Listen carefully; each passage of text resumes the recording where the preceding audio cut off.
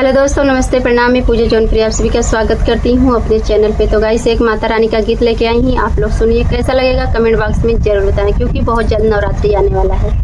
तो चलिए सुनिए। धोवली चरनिया मालिनी बोलली बचनिया हो मयरिया हमारी ना हो मयरिया हमारी ना रखिया हमारो पर नजरिया हो मयरिया हमारी ना रखिया हमारो पर नजरिया हो मयरिया हमारी ना सब का के देहलू मैया कोठवा अटरिया हो कि तू ही बसलू ना हो कि तू ही बसलू ना ओही निमिया के गछिया हो कि तू ही बसलू ना ओही निमिया के गछिया हो कि तू बसलू ना सब का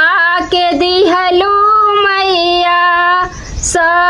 सतरंगी चुनरिया हो कि अपना ओढ़लू ना हो कि अपना ओढ़लू ना मैया लाल की चुनरिया हो कि अपन पहिरलू ना हो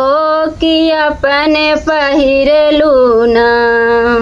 धोवली चारनिया हो मालिनी बोलली बचनिया हो मयरिया हमारी ना हो मयरिया हमारी ना अब का के दिहलू मैया सोनावा के हरवा हो अपन पहिरलू ना हो अपने पहिरलू ना मैया ढाउल के हरवा हो कि अपने पहिरलू ना मैया ढाउल के हरवा हो